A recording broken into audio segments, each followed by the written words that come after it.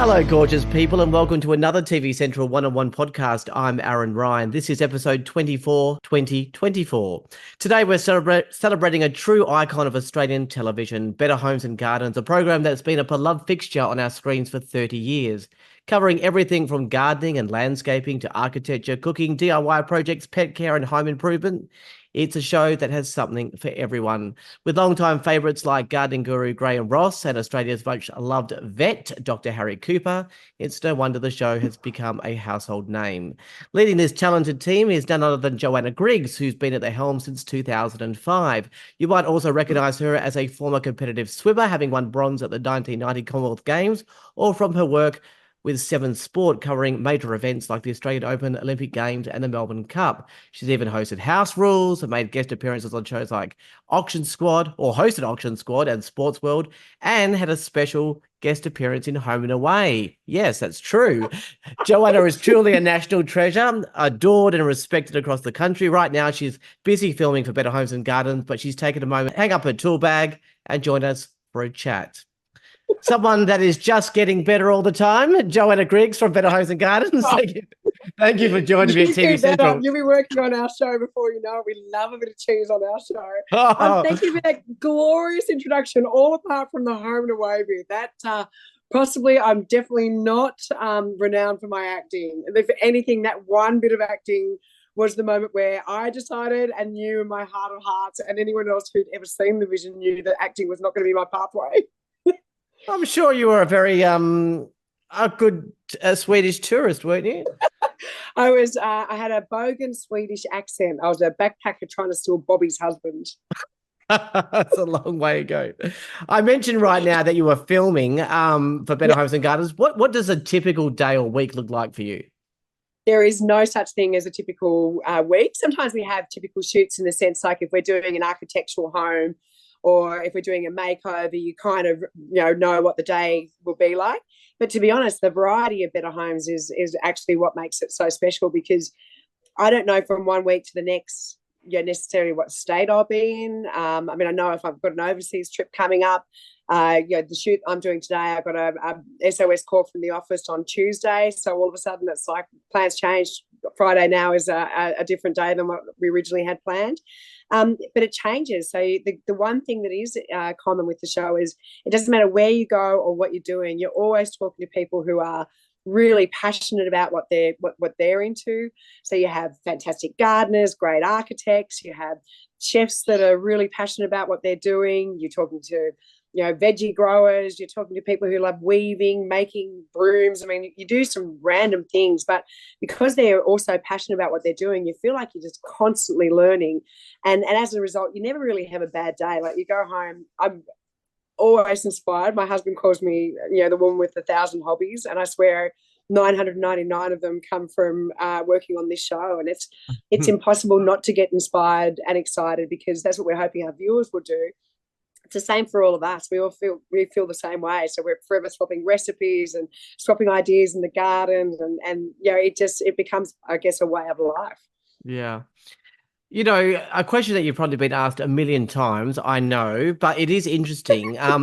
Many lifestyle shows have come and gone over 30 years. Some were in direct competition with Better Homes.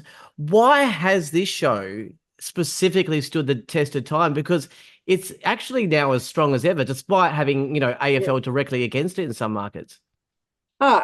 Definitely. The split markets thing is really difficult because, in some Fridays when the AFL season hots up, we're only on the main channel in, 2, sometimes 3 states, and we still absolutely kill it. I think it's got a very loyal audience. I think now in 30 years, it's passed into that part where it's actually part of people's routines. But it's also the bravery of the production team. They've constantly evolved the show. I mean, anytime you make a change on a show like this, people are very protective of it. They've got a lot of ownership of it, and they blow up deluxe. But in actual fact, you need those changes because it keeps the show fresh. It keeps everyone fresh. So, for example, at the start of this year, we had Colin Fasnich start, and then a couple of weeks later we put on Clarissa Fieldell, and we decided rather than fill Karen's spot with just one chef that we'd have Clarissa on semi-regularly, and we'd use the opportunity of that second sort of chef spot to be able to showcase a whole bunch of fantastic chefs. And as a result, you've got the humor of Colin, who is just a cracker, who honestly did not have any idea of the breadth and the reach of this show, and how incredibly passionate our viewers are, and how warm and very giving of their feelings about the show. So when he signed on, he was excited, and I spoke to him in the lead up to it. And then I remember talking to him a couple of weeks after he'd signed on, and he was genuinely in shock. He's just like, Joe, I never had any idea a show would have the reach it does, of every demographic, of every background, of all different ages. Tradies are hopping off ladders to cross the road and shake my hand, and little old grannies are coming up to me in a supermarket, and he goes, normally everyone hates me. Like, I've got people really loving me just because I'm associated with the show. So that thrilled me to bits, because I thought, okay, now you're getting it. Like, there is a real responsibility with this show because of how deeply passionate our audience is. And then with that second spot, we could mix it up with all these different flavors, bring a bit of diversity to Channel 7, and it's it's been so warmly received. Now, we would have thought at the end of last year changing 2 positions on the show would have been an absolute nightmare, but it's actually turned out to be a blessing in disguise. And I think those decisions are sometimes hard to make. Sometimes they come from much higher up in management. Sometimes they come from within our own show. Sometimes, like with Ed and Karen, it actually is their own decision and the time is right. And it still always says an adjustment. But I think what happens when you have new people on, they're so excited to be part of what is a really special show. And it just flows through to everyone. So it flows through to the production team. It flows through to everyone on camera. And so I think that's been part of it. We listen to our audience. We change what we're doing. We tweak around with the segments. People sometimes say, we'd like car segments. Sometimes you do car segments and they go, oh, that's too many car segments. So we change it. So we just are constantly evolving, changing. Like, you look at the way it was shot 30 years ago to the way it is now, it's completely different. And that is because we've got a lot of really great people on our production team who sit back. They're very collaborative. We're allowed to have a say. They're allowed to have a say. And they are constantly looking at what makes the show better. The show's celebrating 30 years this year, but you reached your own milestone this year as 20 years as host. Yeah. What are, some of your favorite moments from the show? Oh my gosh, there'd be too many. Like, literally all the hobbies I've gathered along the way. Like, I have the world's best veggie garden from just picking the brains of all of the amazing horticulturists and gardeners and landscapers we have on the show. All the architectural homes that we go into, I go in with Pete Colquhoun. Like, we're about to design hopefully our forever home. And I can tell you, if I ever take a camera in there in years to come, I could literally show you and talk about all the houses over the years I've seen where I've just taken notes and taken photos and stored it away that will literally shape our dream home. You're constantly learning cooking. I mean, I drive the chefs on the show and have right from day dot bonkers. I love cooking. I love entertaining. And so you're forever getting their briefs and picking their brains as to dishes. And I do a lot of mass catering. So they're fantastic wealth of knowledge. And, I guess it's the same as anything. If people love something, they love talking and sharing and swapping things. And if they see you're enthusiastic, that's what it's like. So we get our team together and we are probably the biggest fangirls and fanboys for each other, because you're constantly watching and learning. Like, I did one of Melissa's gorgeous strawberry things the other day in the garden. Like, I watch the show each week because I get asked about it by so many people wherever I go. So I have to be across every single story and what they're all doing. And then I end up going on the weekends and I actually literally start making the things that I've seen on the show. So I think I've cooked all of Clarissa's food so far. She's made this year bar one. I've done so many of Colin's different things. I've got so many things in the garden, so many things around the home. So, I think that's what happens. It gets under your skin and the show just becomes part of your life. You took over the show from an absolutely favourite Australian icon, Noni HazlehurstThe, arguably one of the reasons for the show's initial success. I was just wondering whether it was daunting stepping into that role, because I'm sure there would have been initial comparisons from viewers in your presenting styles. Was it daunting taking over from her? Look, it wasn't like, I knew she wanted to go back to acting and I knew she was amazing. But even if you look at how the show started, it was Noni and her then husband, John Jarrett. They were making up their home, in the Blue Mountains. I mean, kudos to them for being smart enough to come up with a show which was actually set in their own homes, and they could do all these things and benefit from it. And then, their marriage broke down, and then it became Noni doing it herself. And then when Noni wanted to go back to acting, by that stage, I'd hosted so many different things. I just remember the network coming to me, and in my head, I was like, oh, how's it going to work? I said, because I watched a whole lot of the episodes, and I was like, oh, I don't know if I can. All the shows I've done have been so hands-on. I'm not sure that I could actually just do links and kudos to her. She did some amazing things, but I was like, oh, we're holding a kettle and they're going over and they're filling a cup of tea and then throwing to a story. Like, I don't know if I actually want to work on a show where I can't actually do things. And they're like, great, because that's what we want to mix up. We want you to be more hands-on. So what are the things that you like? And so when we started running through the things that I like, they were like, this is awesome. This is exactly what we want. We can slot you into absolutely anything and everything, and we can incorporate the things that you love. And then that's actually even evolved over time. Like for 10.5 years, I've been on the board of Beyond Blue. Like when I started on this show, they wouldn't, if we ever had a guest that had any mental health issues, there was never any discussion about it. It was glossed over. We all talk about the days. Better Homes used to only be shot on sunny days. And each EP had their various things. Like some EPs are like, you're never allowed to show a 2-story home. Another EP would be like, you can never show a swimming pool in a backyard or a front yard. And like, they all have these quirky little things that each EP, and that's the beauty of their role. They're allowed to dictate how and what it will look like. But they were very keen to go, okay, let's get you into anything and everything, bring some ideas. And so over the years, a couple of things, like I work on the Paralympics, so we regularly try to do stories about accessibility and showcase people with any kind of disability. We talk to people who have mental health issues. We talk about it in a really positive way. I know all the language of what to say and what to do. And they kind of, I guess some of the stories have a lot more substance because of those changes. Now, that comes because we've got a production team that actually engages and collaborates, and no idea is a bad idea. And we have a production team who are just constantly throwing up fantastic ideas. It gets workshopped.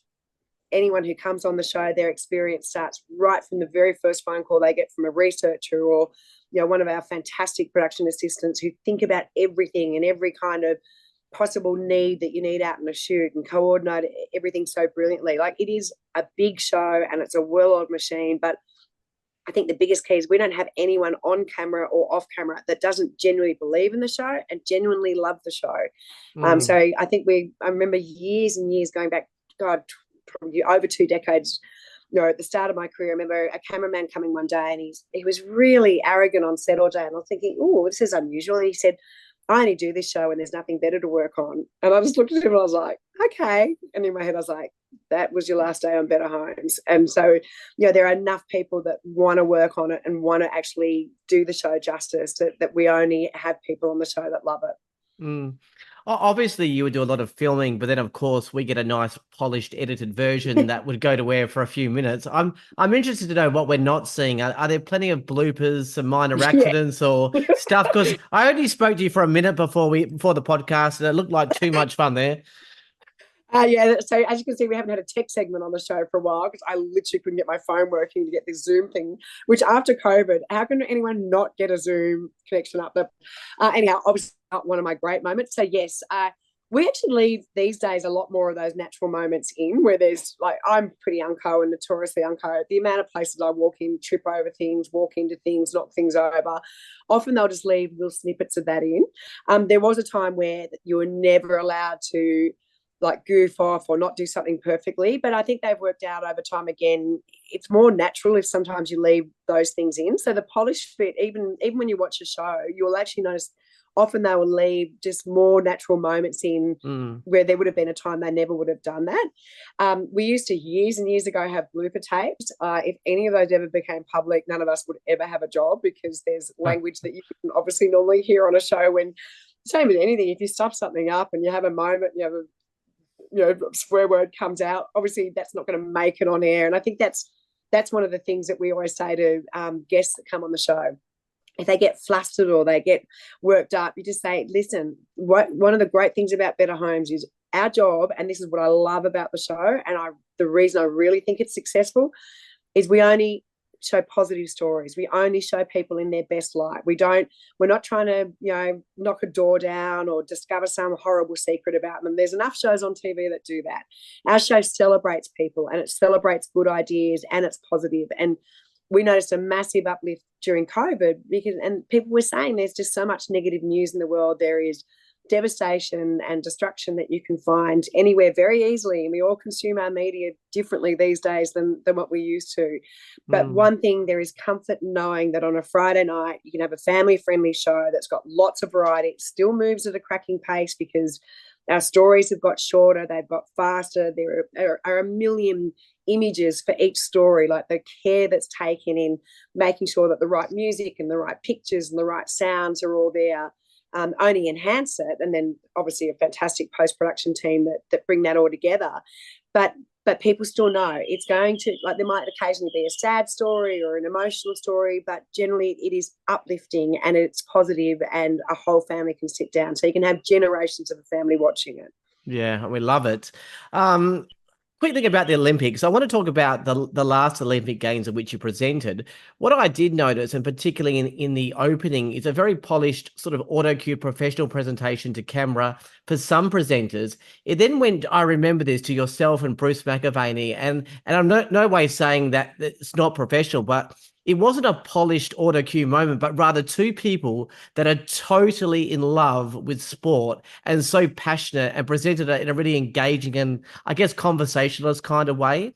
It was sort of getting me excited for sports I would never get into. And then, of course, the closing ceremony with Basil Zemplis just exemplified your authenticity. I guess my question is that kind of planned for you, less auto cue and more passionate presentation?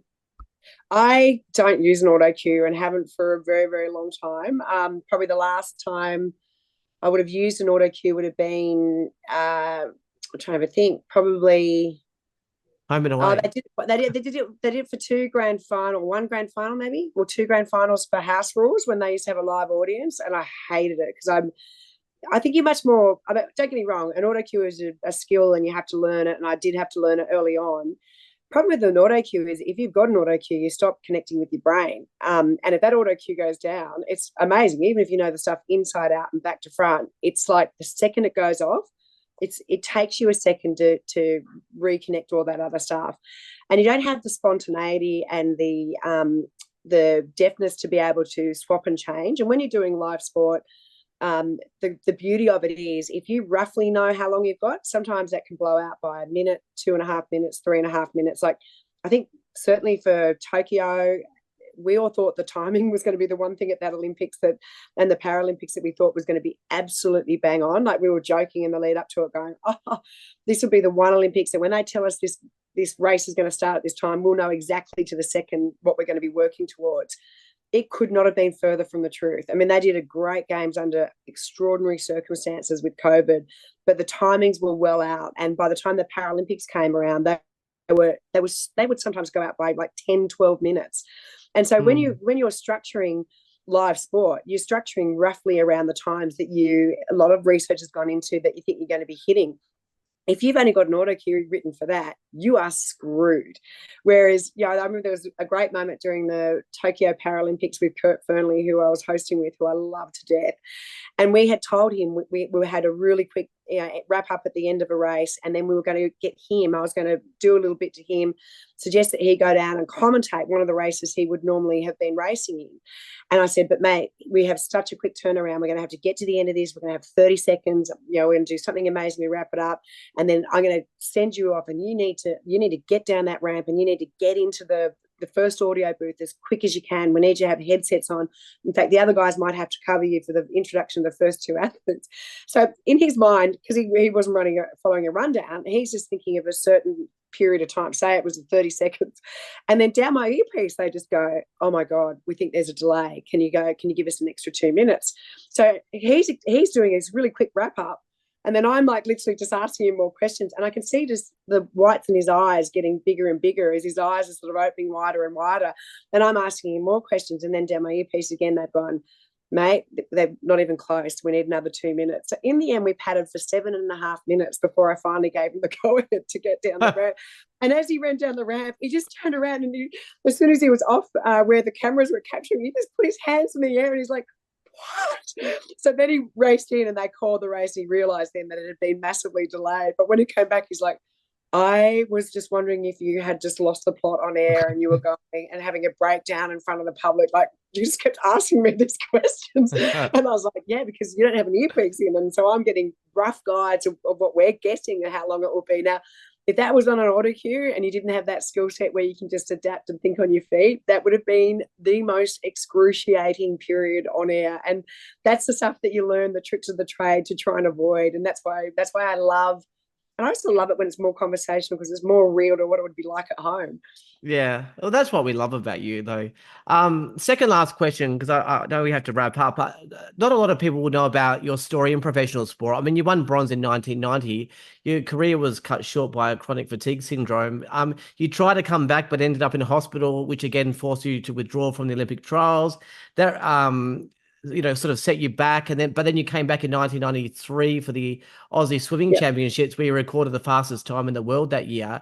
That's a lot of setbacks, but a lot of determination as well. Many would have just rolled over, like just with all those serious conditions you had. So the question is, why were you so bloody persistent to push through? Well, I think there was also a silver medal in the Worlds the year after the Com Games. So I think I got 6 straight after the Worlds.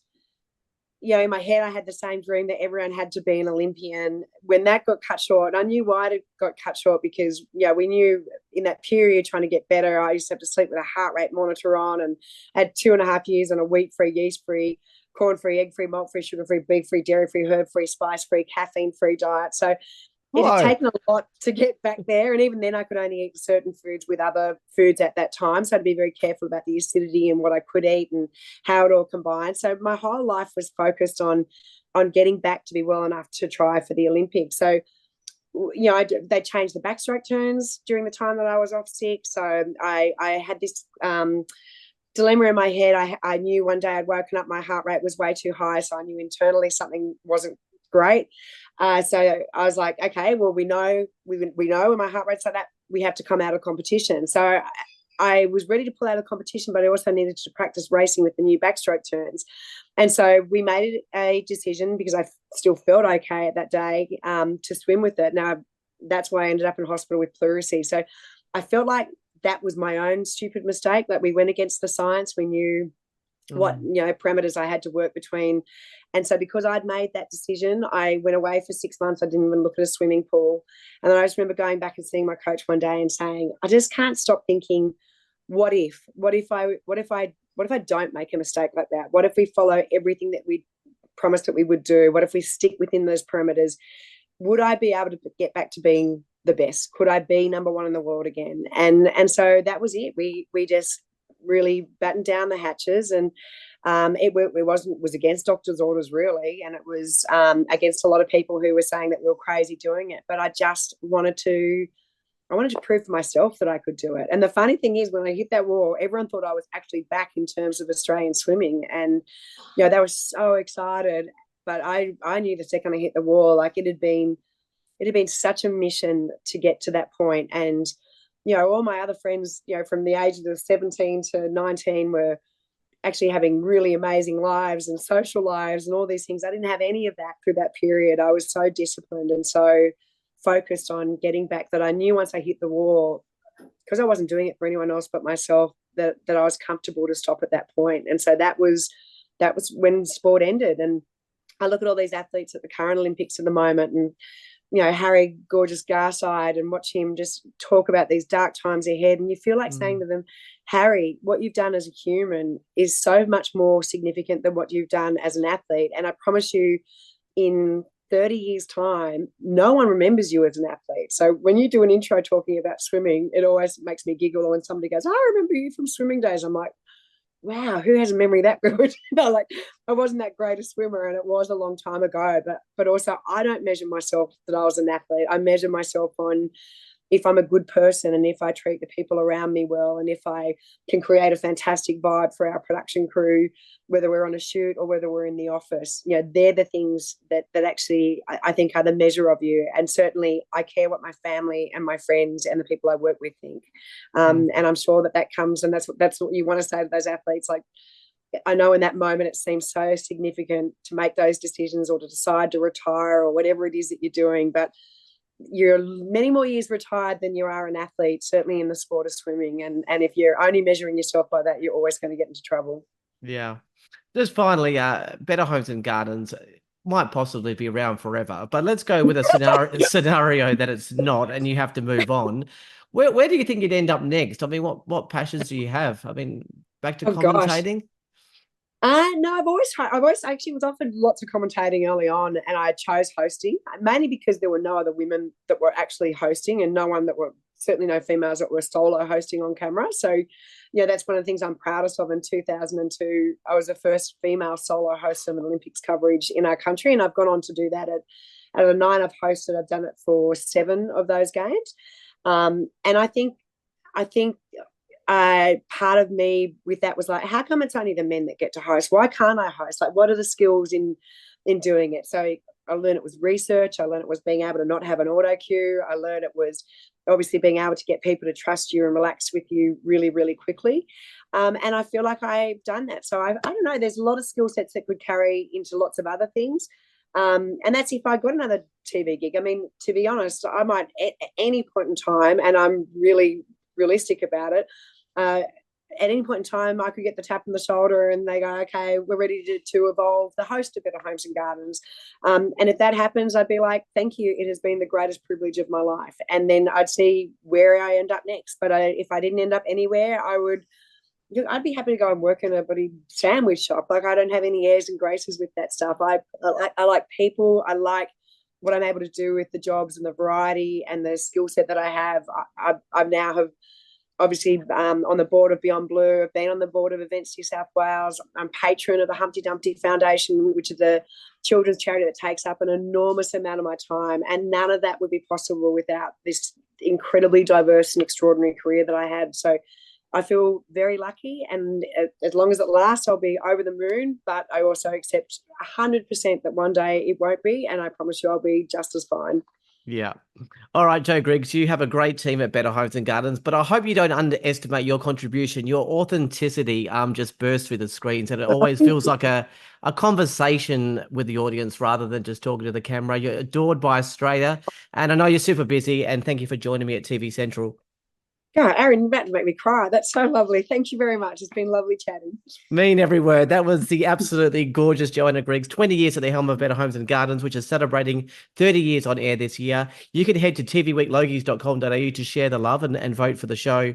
Better Homes and Gardens airs at 7 p.m. on Fridays across 7 and 7.2 and streaming on 7+. Well, that's it for another TV Central one-on-one podcast. For the latest television news, info, ratings, cinema movie reviews, TV guides and podcasts, head to tvcentral.com.au. But for now, I'm Aaron Ryan. Thanks to Jo Griggs. Bye for now.